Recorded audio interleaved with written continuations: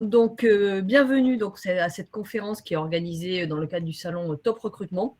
Ce salon, je vous le rappelle, est organisé par le groupe Infopro Digital et il se tient jusqu'à ce soir en ligne. Vous avez le programme des conférences sur le site Top Recrutement. Avant de démarrer proprement dit, je vous signale que sur le côté, vous avez un chat. Donc, si vous voulez poser des questions, surtout n'hésitez pas. On est là pour y répondre et on prendra un temps en fin de conférence ou pendant les interventions pour y répondre. Alors, cette conférence est intitulée La Cosmétique Valley. Elle est consacrée à cet univers du luxe et de la cosmétique qui est extrêmement fournisseur en termes d'emploi. La Cosmétique Valley, c'est le premier pôle de compétitivité dédié à l'industrie de la parfumerie cosmétique. Et ça fédère 800 entreprises, ce qui représente quand même 50 000 emplois. Donc, c'est extrêmement conséquent. Donc, nous allons vous présenter, faire un zoom un peu sur ce tissu industriel qui rassemble à la fois des grands groupes, mais aussi des PME, des acteurs privés, des acteurs publics, des laboratoires, des établissements de formation. Donc, avec nous pour en parler, Soline Godet, bonjour. Bonjour Nathalie, bonjour à tous. Bonjour. Donc, vous êtes directrice adjointe territoire et entreprise à la Cosmétique Valley. Donc, comme je disais, le pôle de compétitivité de la filière parfumerie cosmétique. À vos côtés, alors nous avons Lucille Cramier, que j'excuse, mais qui va pas tarder à arriver à la SL, qui a des gros soucis de connexion apparemment, qui est chargée de recrutement chez Silla, mais je la représenterai tout à l'heure. Et Sandrine Ducouedic, bonjour. Bonjour. Vous êtes responsable ressources humaines chez Expanscience, des laboratoires pharmaceutiques qui sont spécialisés dans la dermocosmétique. Alors, je vous propose de commencer par vous, Soline Godet. Oui. Vous dressiez un petit peu un panorama. Je répète pour ceux qui viennent d'arriver. Vous êtes directrice adjointe territoire et entreprise à la Cosmétique Valley. Déjà, première chose, c'est quoi la Cosmétique Valley ? Alors, la Cosmétique Valley, c'est une association loi 1901 qui a été créée en 1994 et qui, aujourd'hui, est une association professionnelle, comme vous l'avez dit, qui regroupe des entreprises de toute taille, TPE, start-up, PME, ETI et groupes, situés sur tout le territoire national et qui ont vocation justement à se rassembler, à se regrouper pour mener des actions collectives ensemble. Peut-être pour préciser… En termes de chiffres, peut-être, donnez-nous quelques chiffres. Oui, donc la Cosmétique Valley, c'est 800 entreprises adhérentes, mais il faut savoir qu'en France, au niveau de la parfumerie cosmétique, c'est 1500 entreprises donc, et 250 000 emplois. Voilà. Donc, c'est un nombre conséquent. Notre secteur d'activité est important puisque c'est le deuxième contributeur à l'export. Aujourd'hui, on peut dire qu'environ 50% des produits fabriqués en France sont exportés dans le monde entier.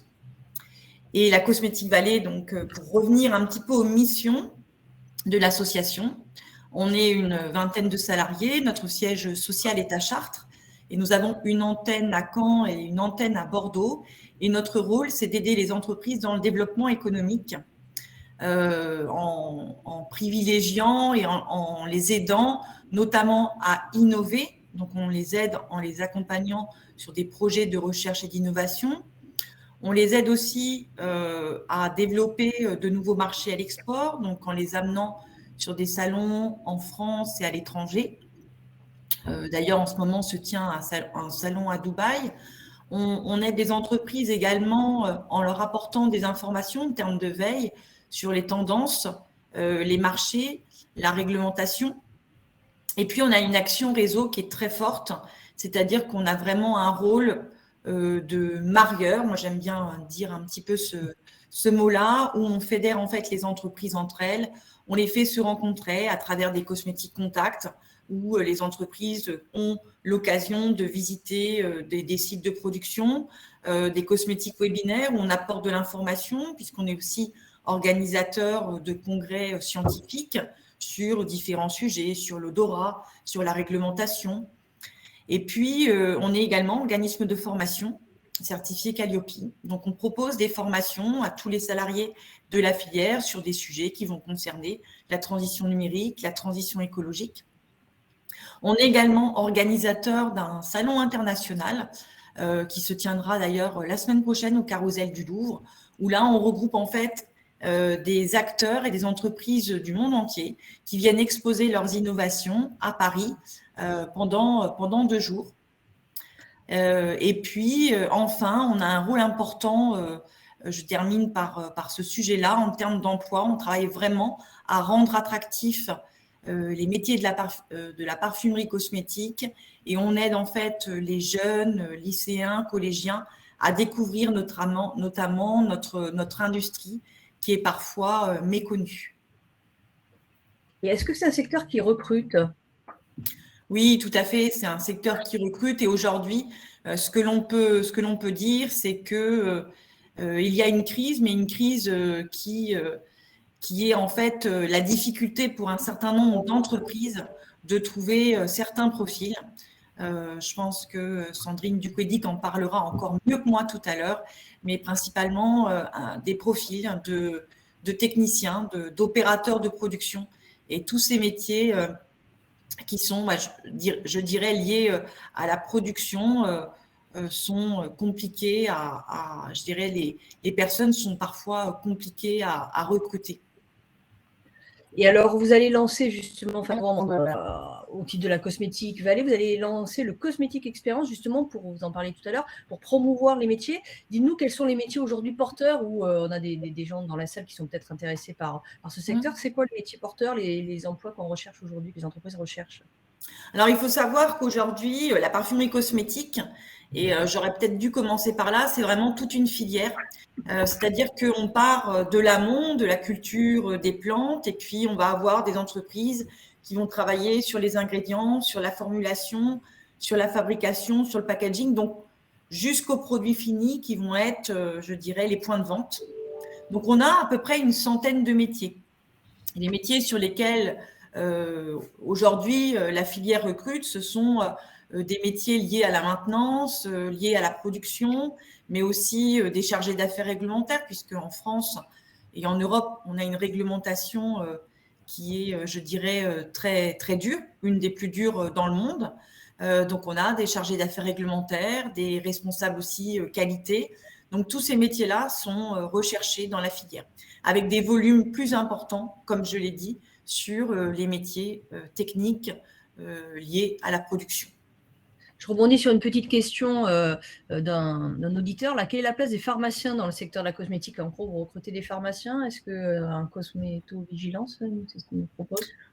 Alors là, je préfère laisser les spécialistes entreprises vous répondre. On posera la question. Je pense qu'ils répondront mieux que moi à ce sujet. Ouais. Et alors, quel conseil vous donneriez s'il y en a des candidats qui sont intéressés? Parce qu'on a vu que c'est un secteur quand même très vaste. Il y a des TPE, il y a absolument des grosses boîtes. Enfin, ça va de L'Oréal à la toute petite boîte. Quel conseil vous donnez, vous, à des candidats? Où est-ce qu'ils doivent postuler? Est-ce qu'il faut avoir un panel large? Enfin, moi, je les conseillerais déjà d'être curieux, c'est-à-dire d'aller se renseigner. Nous, on a développé tout un dispositif qui s'appelle, comme vous l'avez dit, Cosmétique Expérience. On a un site internet cosmétique-expérience.fr, d'aller justement, en fait, on a une petite vidéo qui dure 1 minute qui explique en fait ce qu'est la parfumerie cosmétique, d'aller justement un petit peu regarder un petit peu en quoi consiste cette filière déjà, d'aller regarder un petit peu les métiers qui sont liés à cette filière, de commencer un petit peu peut-être aussi à lire un petit peu sur ce sujet-là, et puis ensuite, en fonction des compétences de chacun, de pouvoir ensuite choisir au mieux, je dirais, son orientation. Donc, il y a en fait des formations, je dirais, diverses et variées, que ce soit via en fait des formations universitaires ou des BTS, des IUT maintenant qu'on appelle BUT. Mais je dirais qu'en fonction des compétences et puis des envies de chacun, il faut creuser, il faut aller chercher. Il y a beaucoup d'opportunités. Je pense que la principale chose, c'est d'être curieux au départ. Et puis, je dirais que c'est pas toujours simple de s'y retrouver. Ça, je veux bien le comprendre. Mais il faut fouiller. Il faut fouiller, il faut regarder. Faut surtout ne pas avoir en tête que la parfumerie cosmétique, ce sont uniquement des grandes entreprises. On a 80% de TPE, PME, ETI en France. avec beaucoup d'innovation, puisqu'on est un secteur qui innove énormément. Ça, je pense que c'est important de le dire, qui défend son fabriqué en France, qui défend, je dirais, la marque France, ses spécificités, son savoir-faire.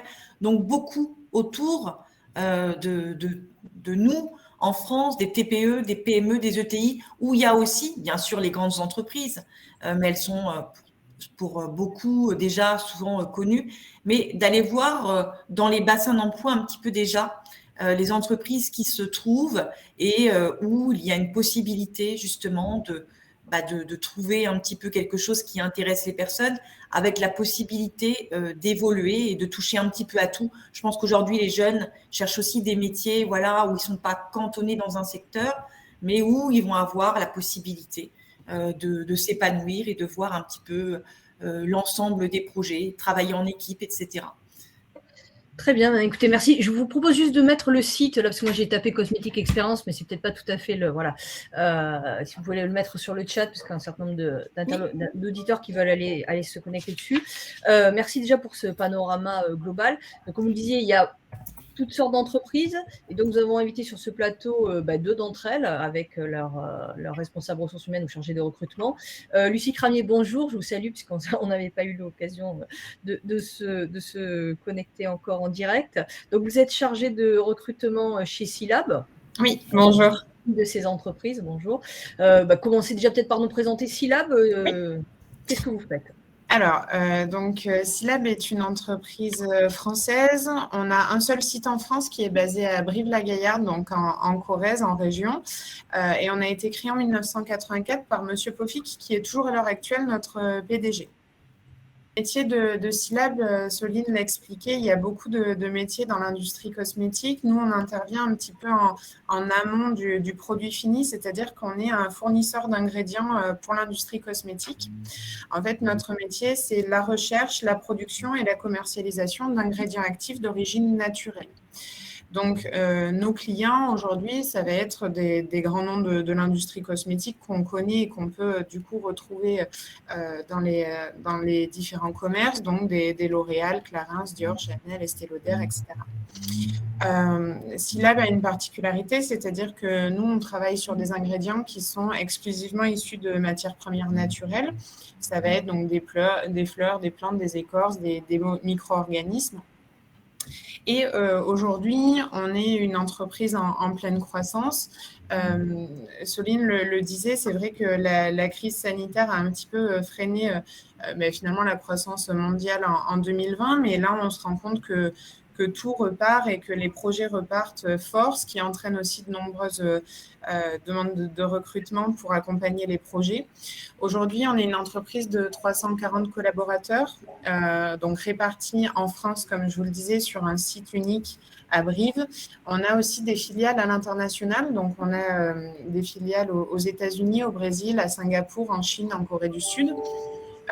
C'est vrai qu'on n'en parle pas forcément, mais il y a aussi beaucoup d'opportunités de postes et de recrutement d'entreprises françaises via des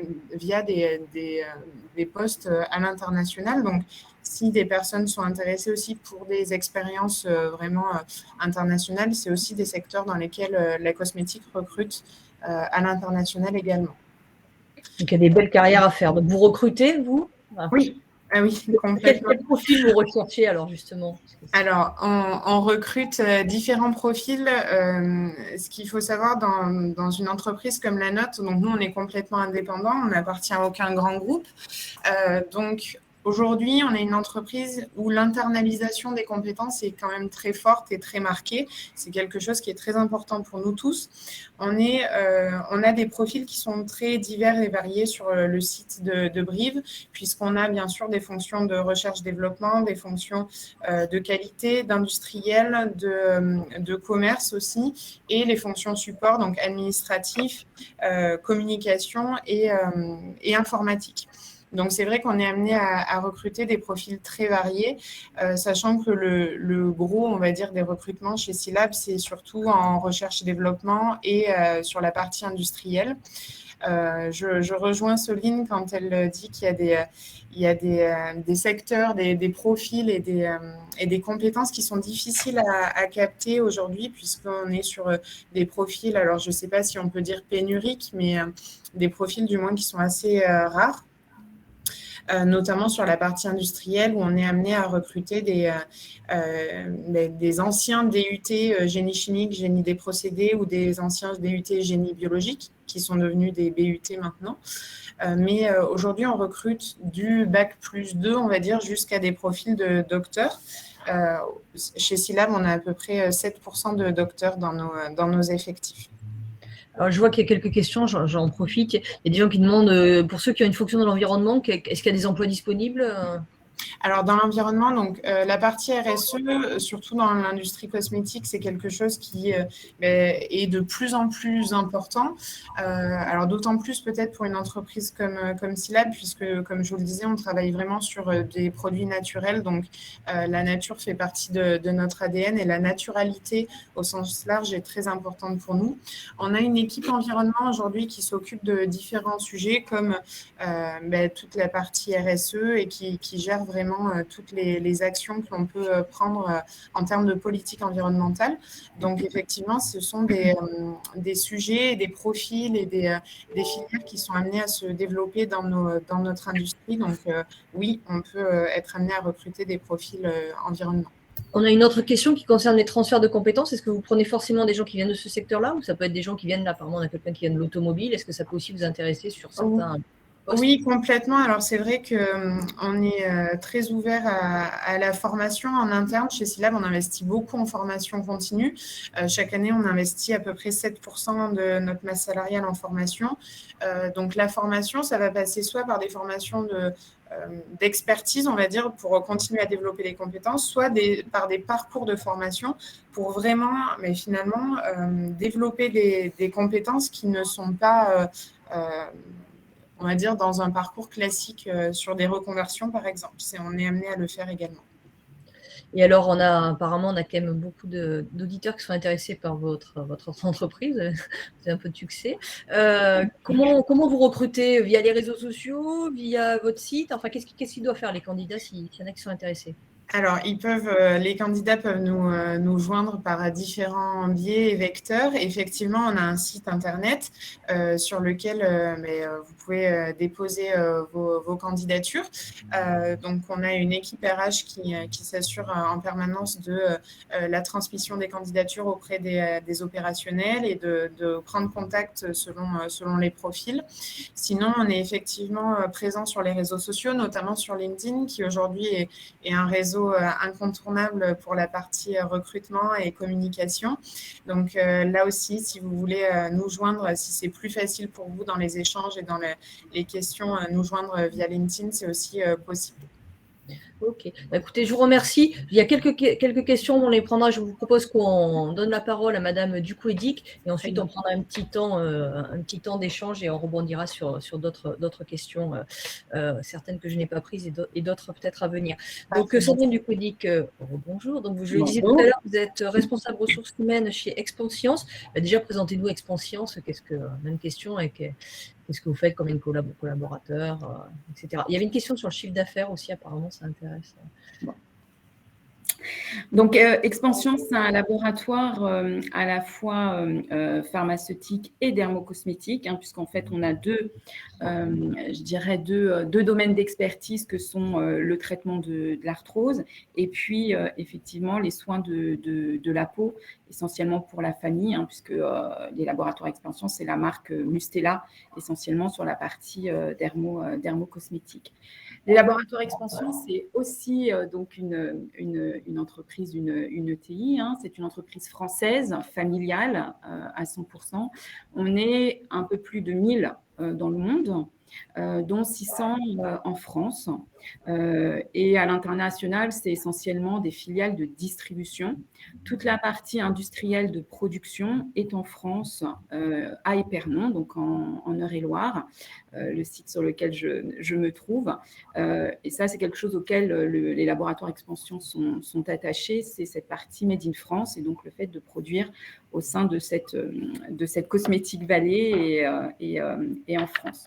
Donc, les laboratoires Expansions, puisque ça a l'air d'être important, c'est à peu près un peu plus de 250 millions d'euros de chiffre d'affaires.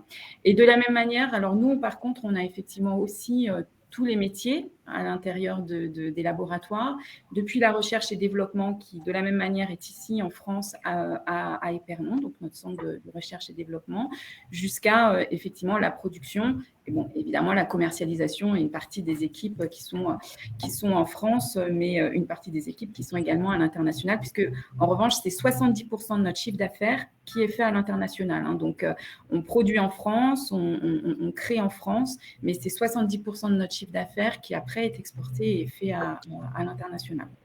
Est-ce qu'il y a des métiers qui sont vraiment en tension sur lesquels vous recrutez particulièrement en ce moment ? Alors, oui. Alors, les métiers qui sont en tension, en fait, pour nous, c'est en tout cas à l'échelle d'Épernon, c'est vraiment les métiers de l'industrie, comme l'a souligné Soline au démarrage. Hein. C'est vrai que c'est souvent des choses dont on parle, c'est-à-dire qu'on a été plutôt dans une phase de désindustrialisation, donc les gens se sont un peu détournés de ces filières. Et du coup, c'est vrai que ce soit même pour des postes de conducteurs d'équipement et d'opérateurs, mais jusqu'à des postes de techniciens de maintenance et de spécialistes. Aujourd'hui, c'est des métiers sur lesquels on a de la demande, même autour de nous, et donc des difficultés à recruter. Ensuite, on a côté recherche et développement, bien évidemment, nous aussi, des postes de spécialistes. Donc après, c'est plus une question de rencontre de la spécialité avec la localisation des postes, des laboratoires, parce que tout ne peut pas se faire en télétravail et du monde entier. Donc, il y a des choses sur lesquelles on a aussi besoin de réunir les gens. Et de la même manière, dans nos activités, nous aussi, on a des activités de développement, par exemple, d'actifs cosmétiques, d'extraction. Et c'est vrai que là, après, quand vous cherchez des spécialistes, c'est pas toujours évident de trouver le spécialiste qui a cette compétence et qui a envie de venir s'installer, je dirais, à Épernon. Bon, après, je dirais que c'est un peu sur d'autres métiers, aussi bien d'achat ou de fonction support, on peut avoir aussi parfois un petit peu plus de difficultés à recruter. Il y a des sites en Île-de-France, c'est une question là où on est… Oui, on a un siège social donc, à Épernon, donc en Eure-et-Loire, hein, qui est quand même à 40 minutes de Rambouillet. Hein, donc, parfois, on a l'impression que c'est loin, mais dans la réalité, c'est quand même très proche. Et on a une grande partie de nos salariés qui habitent les Yvelines et donc la région parisienne. Mais notre siège social, sur lequel se trouvent notamment toutes les fonctions marketing, commercial, support, de direction financière, etc., se trouve à La Défense, donc en région parisienne. Et alors, il y a les hard skills, évidemment, mais il y a les soft skills. Est-ce que vous cherchez aussi, qu'est-ce qui vous intéresse dans les profils que vous recrutez ? Je poserai peut-être la même question à Lucie Cranier tout à l'heure, on n'a pas évoqué. Alors bon, donc, évidemment, nous, on est, comme on le disait, on est une PME, on est une grosse PME, mais on reste une PME avec une histoire très ancrée et familiale, hein, puisque notre PDG est, je dirais, le fils du créateur. Donc, on a encore, je dirais, en termes d'histoire et de culture, une entreprise effectivement à dimension familiale et qui est très importante. Donc, en termes comme vous disiez, de soft skills, c'est des gens qui vont vraiment s'inscrire et qui sont attirés par cette dimension familiale et le fait que, bien sûr, on a des fonctions support, on a une entreprise, mais on n'est pas un gros groupe. Et donc, à partir de là, on a souvent besoin de développer aussi de la polyvalence, d'être très en interaction avec les autres métiers, parce qu'on a souvent des structures et des équipes plus courtes et plus allégées. Oui, avec l'agilité et savoir s'adapter. D'accord. Et j'imagine c'est un peu la même chose chez Silab. Oui, tout à fait. C'est vrai qu'il y a beaucoup de parallèles que je fais du coup avec les laboratoires Expansions.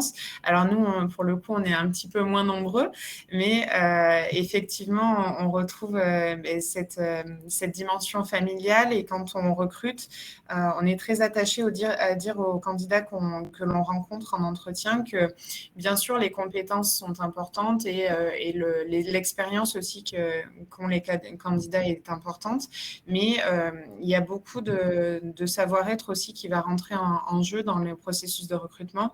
Et je pense que c'est d'autant plus marqué dans des entreprises avec des valeurs familiales fortes, comme peuvent l'être Expansiance ou Syllab. Donc, on va aussi s'attacher effectivement à voir si les personnes sont, quels sont leurs leviers de motivation par rapport au travail, quels sont leurs désirs de progresser, comment elles envisagent la transversalité dans leur mission et le travail en équipe également. Je reviens vers vous, Sandrine du Quedic. Merci pour cette précision, Lucie. Parce qu'il y a aussi des candidats qui sont potentiellement intéressés par votre groupe.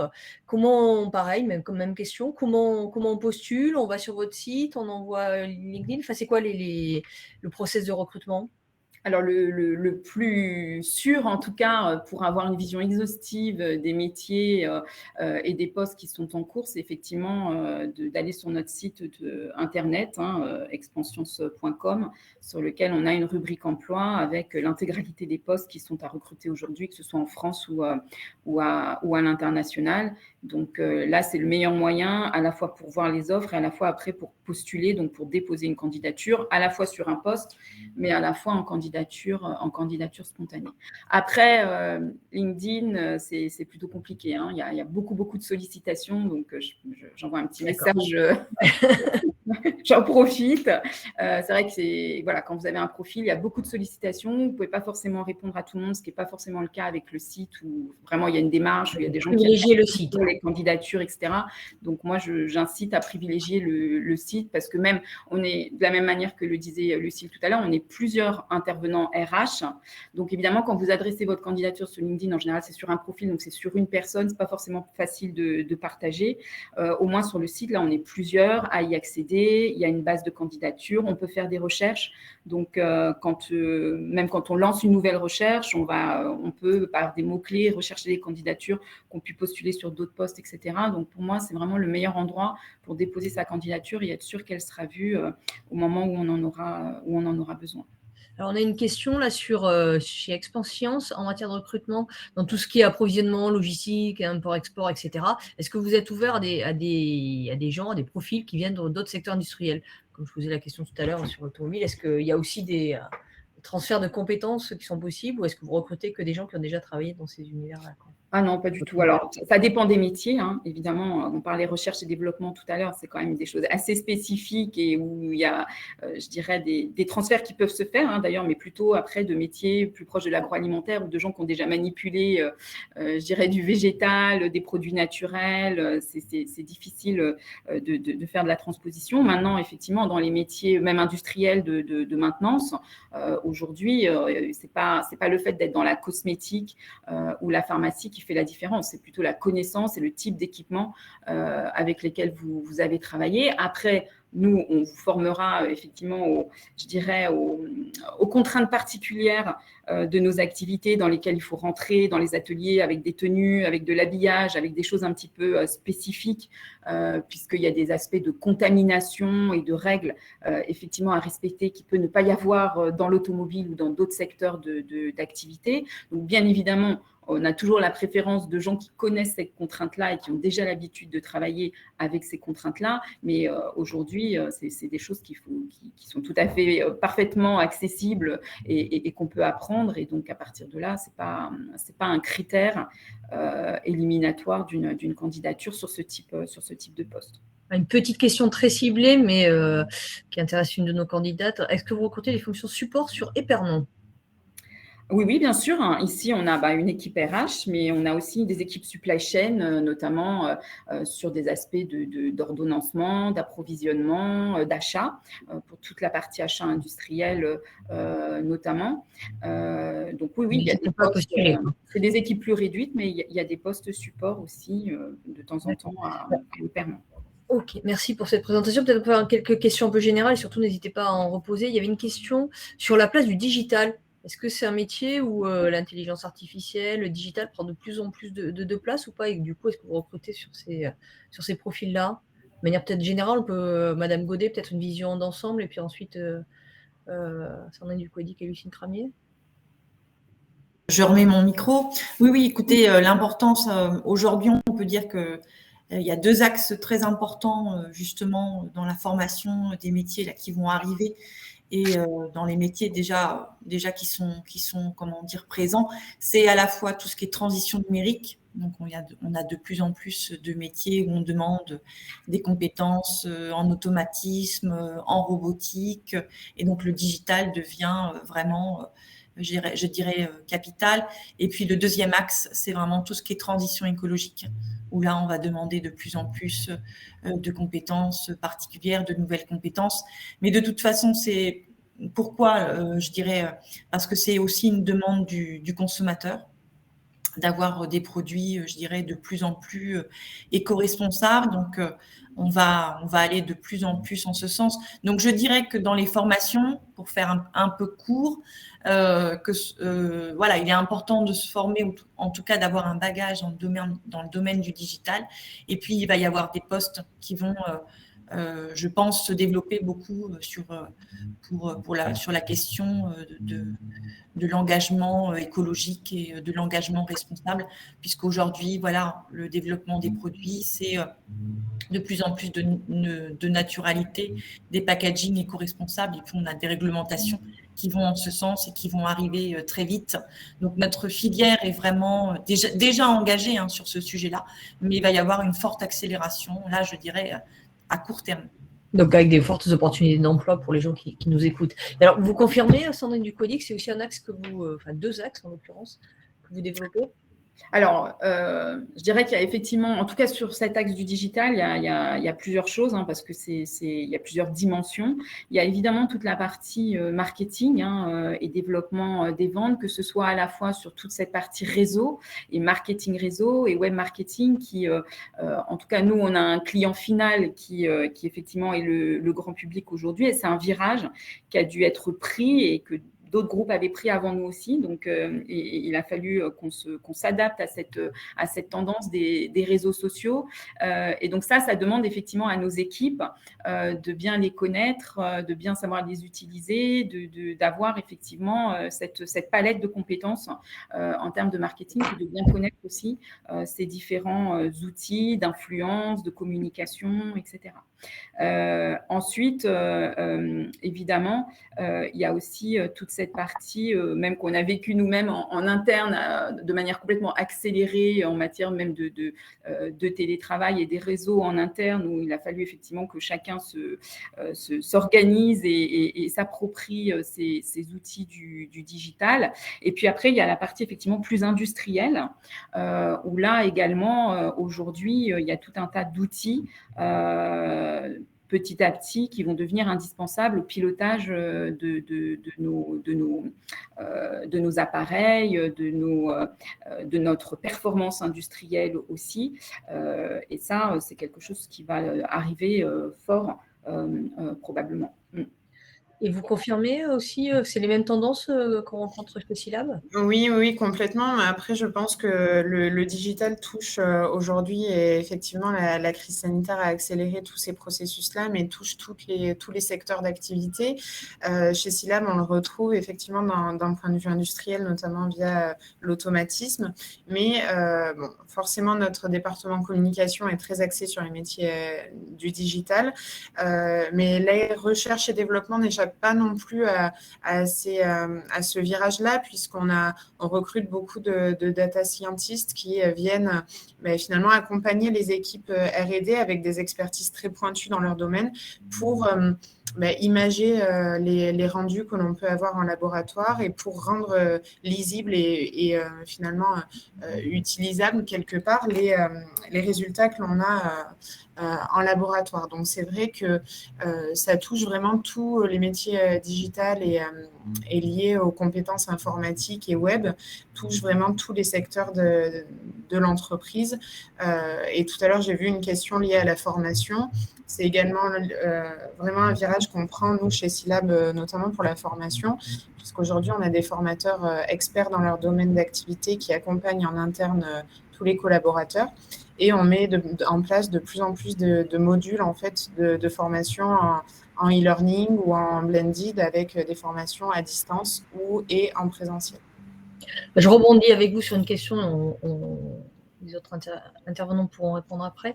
Est-ce qu'il faut avoir une expérience professionnelle pour être recruté? Il nous reste 8 minutes en fait, donc je vais essayer de prendre quelques questions avant de conclure. Est-ce que vous recrutez forcément des gens qui ont une expérience professionnelle? On peut être junior ou il faut être un peu senior? Enfin, c'est quoi les profils Chez Scilab, les profils juniors sont les bienvenus. On a une moyenne d'âge qui, pour une entreprise industrielle, est très jeune. On est à peu près à 37 ans de moyenne d'âge. Donc, on recrute beaucoup de juniors dans tous les secteurs d'activité de l'entreprise. Et c'est vrai qu'on a des personnes qui sont en poste depuis toujours, depuis beaucoup d'années maintenant, et qui sont donc experts dans leur domaine d'activité. On sait qu'on va avoir les compétences en interne pour pouvoir accompagner et faire grandir les profils juniors. Donc, sur certains postes et certains besoins, on va effectivement avoir besoin d'une expertise ou d'une expérience connue et reconnue, mais sur d'autres profils, on est complètement ouvert aux juniors sans souci. Et Sandrine Ducouedic? Alors, c'est très variable en fonction des métiers. Hein. Nous, on est plutôt sur une moyenne d'âge à 42 ans. On a un petit peu plus de... il y a un petit non plus encore trop âgé. Mais après, il y a des métiers, notamment sur l'industriel, où effectivement, on a des compétences assez fortes et sur lesquelles on est en capacité d'intégrer des juniors pour les former. C'est le cas aussi sur les équipes marketing ou commerciales. Après, il y a d'autres métiers dans lesquels c'est plus compliqué, mais c'est possible en tout cas. Enfin, il y a des postes qui sont ouverts aux profils plus juniors. Et alors, il y a une autre question aussi qui concerne les recherches et développement pour ces postes-là. Est-ce que vous recrutez, c'est des bacs plus 5, 6, 7, 8? Enfin, c'est quoi? C'est vraiment du très diplômé? Qui est adressé du coup toutes les deux, en fait, et même madame aussi Gauthier. Sandrine, vous aviez la parole pour ça. C'est variable. Alors, je dirais que 80% des postes, en tout cas R&D chez Expansion, c'est plutôt des bacs plus 5, hein, c'est-à-dire qu'on ne cherche pas forcément des docteurs. Maintenant, on a dans nos équipes des gens qui ont fait effectivement des doctorats sur des sujets tout à fait précis et particuliers, mais majoritairement, c'est plutôt des bacs plus 5. Alors nous, comme je vous le disais tout à l'heure, on a quand même pas mal de docteurs chez Scilab et on propose aussi chaque année des thèses CIFRE ou des MITAX plutôt internationales sur des profils. Donc pour la recherche et développement, on va des recrutements bac plus 2, bac plus 3 à effectivement des doctorants, voire des docteurs. J'ai une autre question, Lucie, vu que vous avez la parole. Est-ce que vous conseillez, enfin, il y a des candidats qui veulent savoir, est-ce que vous conseillez de répondre aux annonces ou d'adresser plutôt des candidatures spontanées? Alors là, ça va vraiment dépendre de l'opportunité. S'il y a des annonces, forcément, on conseille de répondre aux offres. Et c'est vrai que c'est quand on fait paraître une offre de recrutement, c'est vraiment que le besoin, pour le coup, est ouvert et vraiment concret. Pas du tout les candidatures spontanées, au contraire. Nous, on pratique beaucoup les entretiens exploratoires, c'est-à-dire quand on n'a pas un besoin vraiment formalisé et communiqué. Si on reçoit une candidature d'intérêt et spontanée, on va chercher quand même à rencontrer la personne et à en savoir plus sur son parcours et sur ses objectifs de carrière pour voir si on peut faire le parallèle avec des besoins à venir en interne. D'accord. Juste une dernière question, parce que cette question a l'air de revenir quand même sur les sites en Ile-de-France. Enfin, le fait que vous soyez à Brive et Pernon, à la fois ça peut être un atout et en même temps un handicap, entre guillemets. Est-ce que sur les sites, les gens peuvent aller voir et savoir où c'est? Parce qu'apparemment, ça c'est quand même une question qui revient. Alors, Brive, effectivement, ça peut être le caillou dans la chaussure des fois d'un point de vue recrutement, surtout avec des politiques de télétravail et des candidats qui sont de plus en plus forcément de ce genre d'organisation en termes de travail. Après, on n'a pas de grosses difficultés de recrutement parce que je pense que dans notre secteur d'activité, on est assez reconnu. Donc, on a des candidats qui sont quand même plus motivés par finalement le projet de l'entreprise plus que la localisation quelque part. Donc ça, c'est quand même important.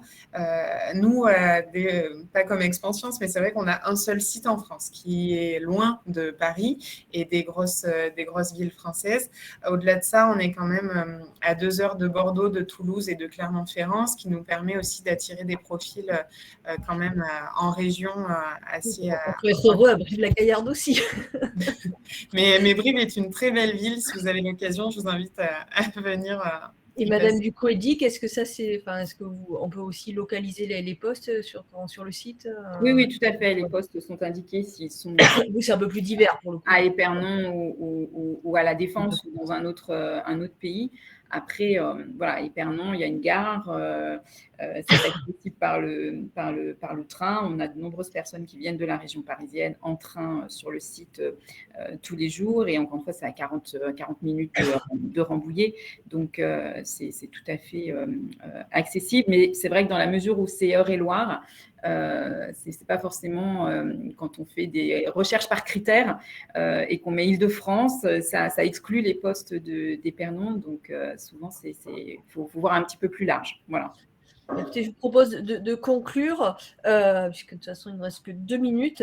Vous l'avez compris, de toute façon, c'est quand même un secteur extrêmement porteur. Je vais reprendre quelques chiffres que vous avez donnés, Madame Godet, au départ. 1500 entreprises, qui est quand même pas rien, 250 000 emplois en France, donc c'est quand même très conséquent.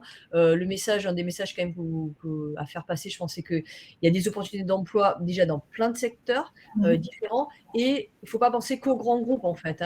Allez voir, c'est pour ça qu'on a aussi voulu vous inviter, parce que vous êtes aussi présenté aussi, il y a L'Oréal, etc. Enfin bref, il y a des grands groupes et c'est très très bien comme ça. Mais il y a aussi d'autres groupes, il y a 80% de PME, vous le disiez. Donc surtout, n'hésitez pas à aller voir ailleurs. C'est aussi l'opportunité de travailler. On parle beaucoup des gens qui veulent quitter la région parisienne.